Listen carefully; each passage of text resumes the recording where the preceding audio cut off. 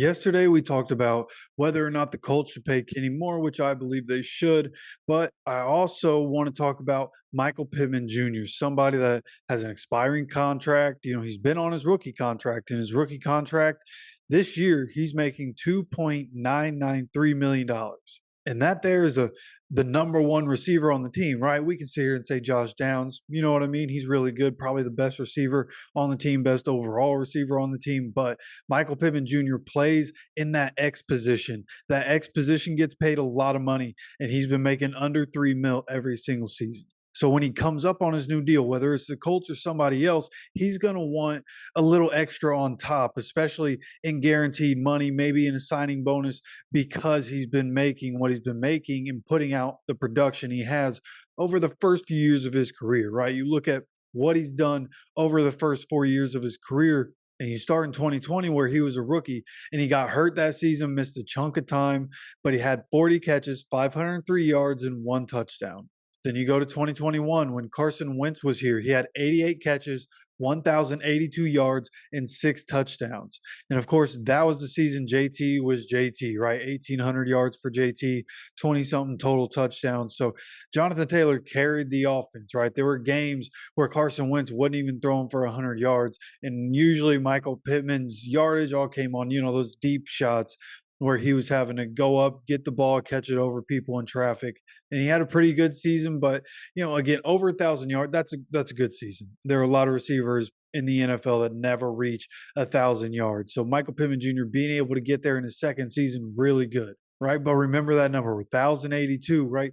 There are receivers trying to get to 2,000, right? So a little bit of a gap of where we're looking at there, right? But then you look at 2022, last year with Matt Ryan and the other quarterbacks, he had 99 catches, 925 yards, 4 touchdowns. And last year's offense, like we all know, was pretty anemic, right? Week in, week out, didn't know what to expect.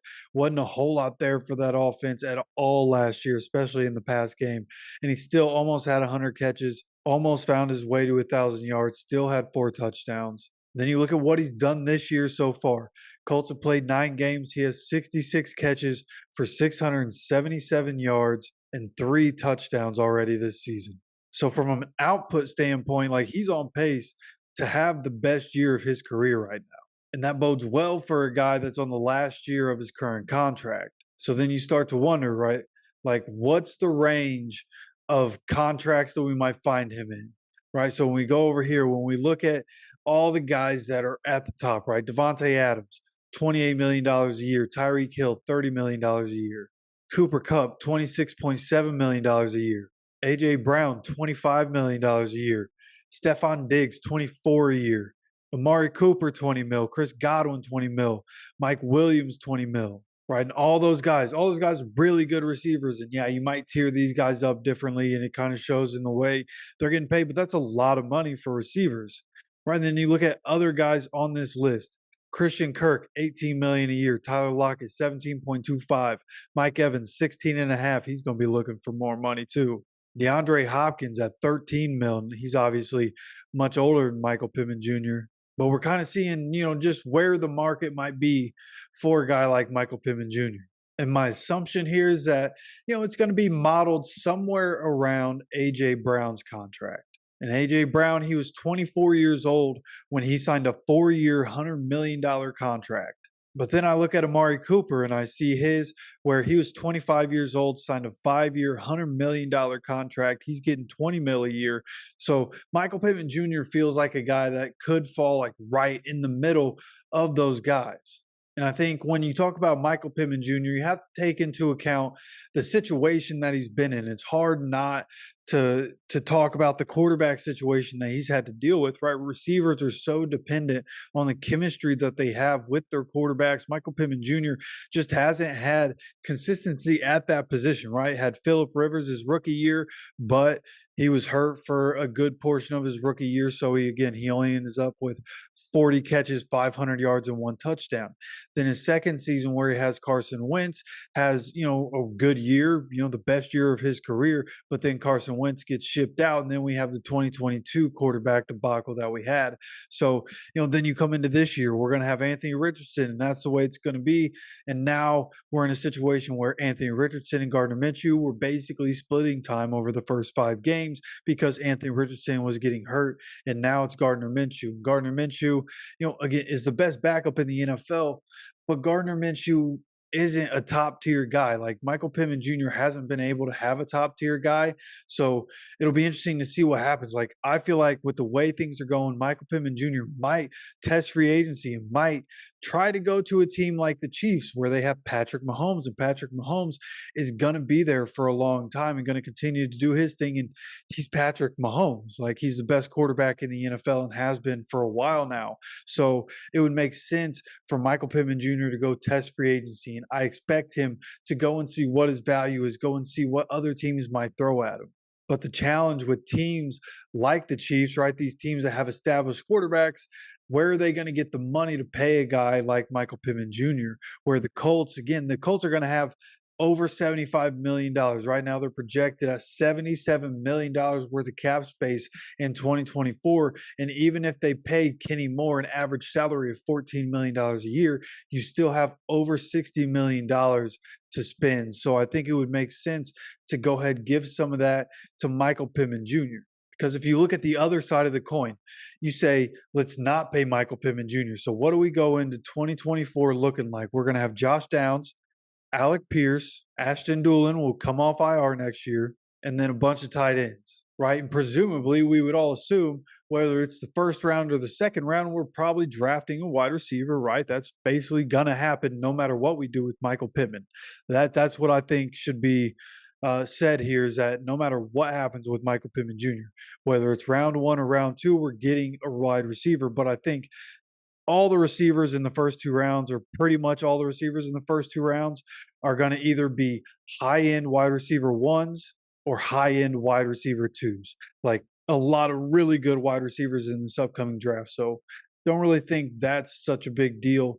I think we're going to get a good wide receiver in the upcoming draft, but the question I pose to the people who say we shouldn't pay Michael Pittman Jr.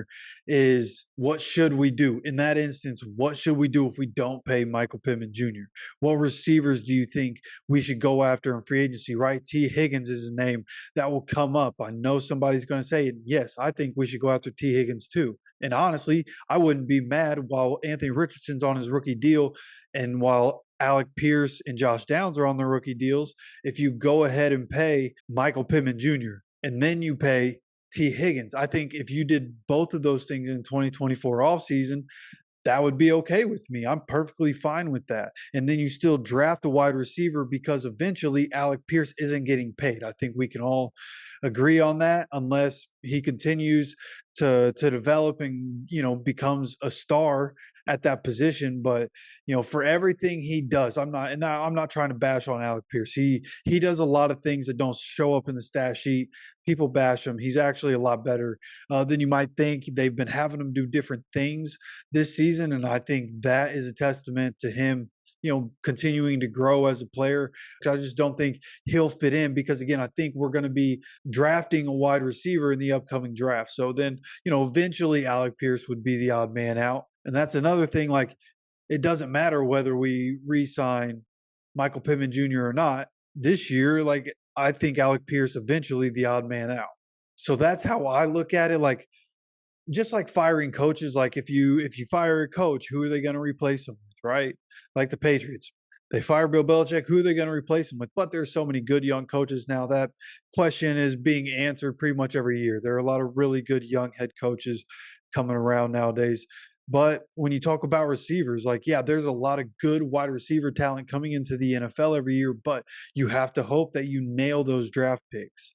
And for me, like, again, I think the wide receivers in the first 2 rounds of the upcoming draft are going to be really good, but it would be really nice to have Michael Pittman Jr. come back, right? Because then you have 3 wide receivers on their rookie contracts, a quarterback on his rookie contract, and it gives you freedom, right, to pay a guy like Michael Pittman Jr. So I think Michael Pittman Jr., again, he's going to want more in his contract because of what he's made and the production that he's had. He's been our number 1 receiver, for years at this point. So it would be fair to want more in the current contract, especially in a signing bonus and in guaranteed money. So for me, I could see the contract being 3 years, $70.5 million total value, with 57.5 of that being guaranteed money and 30 mil of that being in a signing bonus. I think that right there, like that's big numbers, right? Big numbers. But when you look at the cap space that we have, if you're paying Michael Pittman Jr. just over $23 million a year and you're paying Kenny Moore the 14 mil a year, right? You're looking at right around $37 million.